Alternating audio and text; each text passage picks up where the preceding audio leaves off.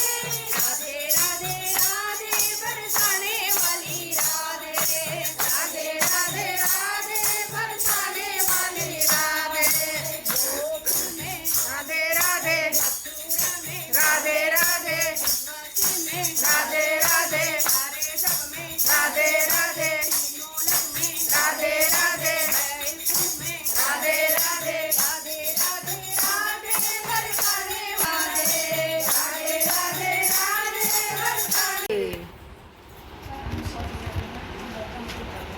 Via प्रभु नंद नंद लाया पुत्रदया एकादशी कहा जाता है। इस दिन भगवान जनार्दन की श्रद्धापूर्वक पूजा भक्ति पूर्वक इस व्रत को करने से सभी कामनाओं की पूर्ति होती है। संतान प्राप्ति की इच्छा रखने वालों को यह व्रत अवश्य करना चाहिए। जो जब को नानी चलन पक्का गर्नु ये व्रत चाहिए। धर्मराज युधिष्ठिर बोले कि हे भगवान, अब आप मुझे श्रावण मास के शुक्ल पक्ष की एकादशी की कथा सुनाए। इस एकादशी का क्या नाम है तथा इसकी विधि क्या है, सो आप कहिए। श्री मधुसूदन बोले कि हे राजन, अब आप शांति पूर्वक श्रावण मास के शुक्ल पक्ष की एकादशी की कथा सुनिए। इस कथा के श्रावण मास मात्र से ही बाद में यज्ञ का फल मिलता है। द्वापर युग के प्रारंभ में महिष्मती नाम की नगरी थी। उस नगरी में महाजीत नाम का एक राजा राज्य करता था। वह पुत्रहीन था, इसलिए वह सदैव दुखी रहता था। उसे वह राज्य कष्टदायक प्रतीत होता था, क्योंकि पुत्र के बिना इस लोक और परलोक दोनों में सुख नहीं है। राजा ने पुत्र की प्राप्ति के बहुत बल किए, परंतु वह निष्फल गए। जब वह राजा वृद्ध होने लगा तो उसकी चिंता भी बढ़ने लगी। एक दिन उस राजा ने प्रजा को संबोधन करके कहा कि न तो मैंने अपने जीवन में पाप ही किया है और न अन्याय पूर्वक प्रजा से धन ही एकत्रित किया है, न मैंने कभी देवता का ब्राह्मणों का धन छीना है और न किसी को धरोहर ही मारी है। मैंने प्रजा को सदैव पुत्र की तरह पाला है। मैंने अपराधियों को दंड दिए हैं। मैंने कभी किसी से राग द्वेष नहीं किया, सबको समान माना है। इस प्रकार धर्मयुक्त राज्य करने पर भी मैं इस समय महान दुख पा रहा हूँ, सो क्या कारण है, मेरी कुछ भी समझ में नहीं आ रहा है। राजा महाजीत की इस बातों को विचारने के लिए मंत्री आदि वन को गए। वहाँ वन में जाकर उन्होंने बड़े बड़े ऋषि मुनियों के दर्शन किए। उस स्थान पर वह वृद्ध और धर्म के ज्ञाता महर्षि लोमस के पास गए। उन सब ने जाकर उन महर्षि को यथा योग्य प्रणाम किया और उनसे सम्मुख बैठक किए। उनके दर्शन से सबको बड़ी प्रसन्नता हुई और उनकी विनय करने लगे कि हे देव, हमारे अहोभाग्य है कि हमने आपके दर्शन किए। इस पर लोमस ऋषि बोले कि हे मंत्रीगण, आप लोगों की विनय और आपके सदैव व्यवहार से मैं अत्यंत प्रसन्न हूँ।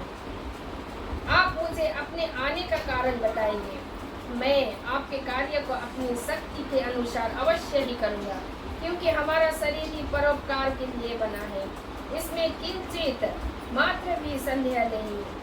लोमस ऋषि के ऐसे वचन सुनकर मंत्री बोले कि हे महर्षि, आप हमारी समस्त बातों को जानने में ब्रह्मा से भी अधिक है, अतः आप हमारे संदेह को दूर कीजिए। महास्मती नाम की पूरी में महिजीत नाम का एक धर्मात्मा राजा है। वह प्रजा को पुत्र की तरह धर्मानुसार पालन करता है, परंतु फिर भी पुत्रहीन है। इससे वह अत्यंत दुखी रहता है। हम लोग उस राजा की प्रजा है, हम भी उसके दुख से दुखी हो रहे हैं, क्योंकि प्रजा का यह कर्तव्य है राजा के सुख में सुख माने और उसके दुख में दुख माने। हमको उसके पुत्रहीन होने का अभी तक कारण प्रतीत नहीं हुआ, इससे हम आपके पास आए हैं। जब से हमने आपके दर्शन किए हैं, हमको पूर्ण रूप से विश्वास है कि हमारा कष्ट अवश्य ही दूर हो जाएगा, क्योंकि महान पुरुषों के दर्शन मात्र से ही प्रत्येक कार्य की सिद्धि हो जाती है। अतः अब आप हमको राजा के पुत्र होने का उपाय बताइए। इस पर लोमस ऋषि ने एक क्षण के लिए नेत्र बंद किए और राजा के पूर्व जन्मों का विचार करने लगे। विचार करके बोले कि हे श्रेष्ठ पुरुषों, यह राजा पिछले जन्म में अत्यंत निर्धन था तथा बुरे कर्म किया करता था। वह एक गांव से दूसरे गांव में घुसा करता था। एक दिन ज्येष्ठ मास के शुक्ल पक्ष की एकादशी के दिन एक दिन से भूखा था। दोपहर के समय एक जलाशय पर जल पीने गया। उस स्थान पर एक उसी समय ब्याही हुई गाय प्यासी जल पी रही थी। राजा ने उसको प्यासी ही भगा दिया और स्वयं जल पीने लगा। हे ब्राह्मणों, इसलिए राजा को यह दुख भोगना पड़ रहा है। एकादशी के दिन भूखा रहने से उनको राजा होना पड़ा और प्यासी गौ को हटाने से पुत्र वियोग का दुख भोगना पड़ रहा है। इस पर सब बोले कि हे महर्षि, शास्त्रों में ऐसा लिखा है कि पुण्य से पाप नष्ट हो जाते हैं, इसलिए कृपा करके आप राजा के पूर्व जन्म के पाप नष्ट होने का उपाय बतलाइए, क्योंकि उस पाप के क्षय होने से पुत्र रत्न की उत्पत्ति होगी। ब्रह्मांड के ऐसे वचनों को सुनकर लोमस ऋषि बोले कि हे ब्राह्मणों, यदि श्रावण मास की शुक्ल पक्ष की पुत्रदा एकादशी का तुम सब लोग व्रत करो और रात्रि को जागरण करो और उस व्रत का फल राजा को प्रदान कर दो, तो तुम्हारे राजा के पुत्र पैदा होगा। राजा के समस्त दुख नष्ट हो जाएंगे। मंत्रियों सहित समस्त प्रजा महर्षि लोमस ऋषि के वाक्यों को सुनकर प्रसन्नता पूर्वक अपने नगर को वापस आए। उन सब लोगों ने श्रावण मास के शुक्ल पक्ष की पुत्रदा एकादशी को लोमस ऋषि की आज्ञा अनुसार विधि पूर्वक व्रत किया और द्वादशी को उसका फल राजा को दिया। उस पुण्य के प्रभाव से रानी ने गर्भ धारण किया और 9 महीने के पश्चात उसके एक अत्यंत तेजस्वी पुत्र रत्न उत्पन्न हुआ। हे राजन, इसलिए इस एकादशी का नाम पुत्रदा पड़ा। जो मनुष्य पुत्र रत्न को प्राप्त करना चाहते हैं, उन्हें इस एकादशी का विधि पूर्वक व्रत करना चाहिए। इस व्रत के प्रभाव से इस लोक में सुख और परलोक में स्वर्ग मिलता है। जय एकादशी मैया की जय, पुत्रदा एकादशी की जय। ये रसाई बुझ्नु भयो नि है।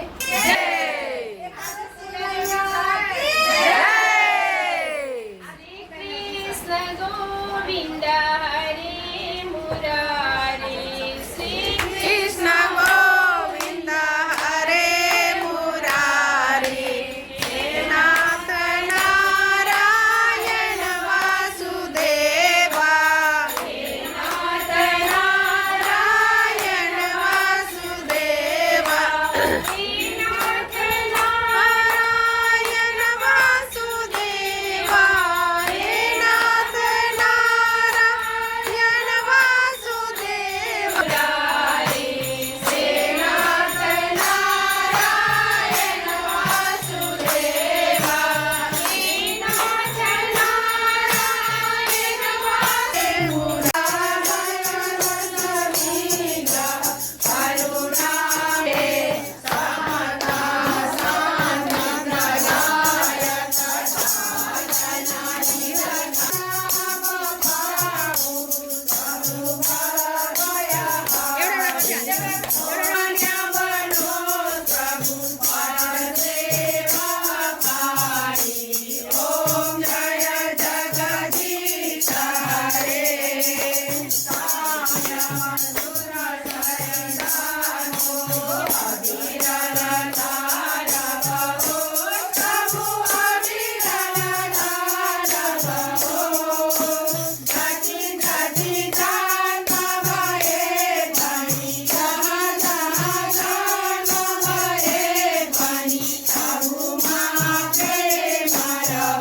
ओम जय जगदीश हरे, ओम जय जगदीश हरे, हे माता रीना सुबह आरती दसले नित्य गायो, प्रभु दसले नित्य गायो, दीना दीना निर्मला बांधई, दीना निर्मला बांधई, जो भगवती मुरायो, ओम जय जगदीश हरे, ओम जय जगदीश हरे, प्रभु जय जगदीश हरे,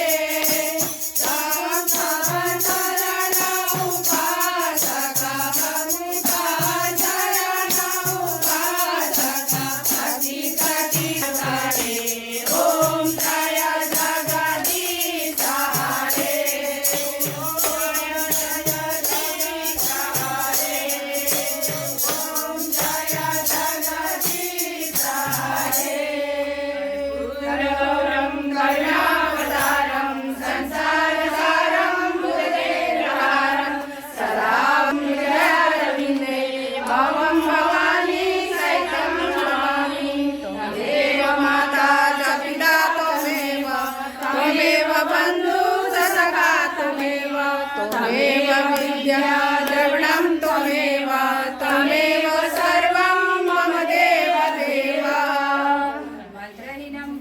विद्यादायिनां भक्तिहीनं सर्वेश्वरी यत्पुत्रं मया देवी परिपूर्णतस्तु मे आवां न जानामि विसर्जनं पूजा चैव न जानामि क्षमस्व परमेश्वरी ॐ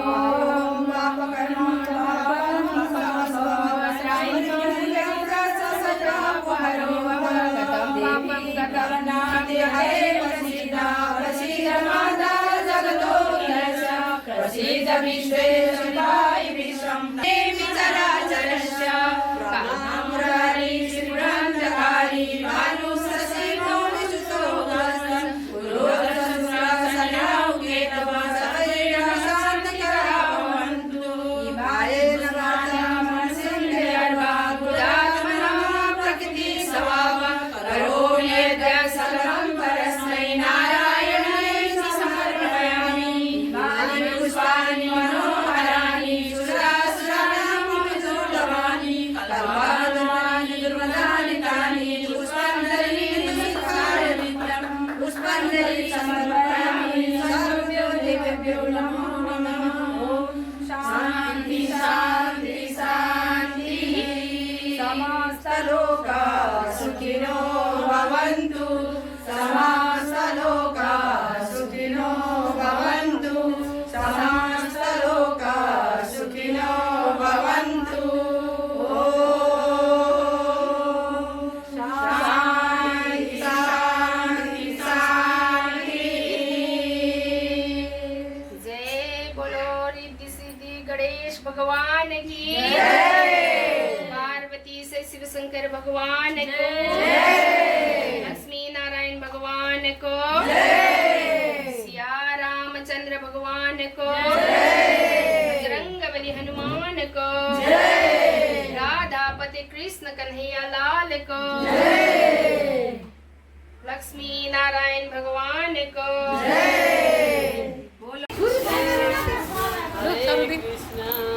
एकादशी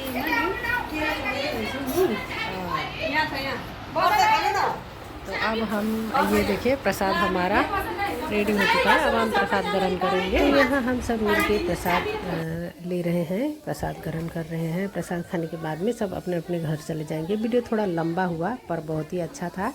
वीडियो मेरा कैसा लगा आप कमेंट करके ज़रूर बताना। पसंद आया है तो लाइक कीजिए, चैनल को मेरे सब्सक्राइब कीजिए। मिलते हैं नेक्स्ट ब्लॉग में। थैंक यू, बाय बाय, हर हर महादेव, राधे राधे, जय श्री कृष्णा।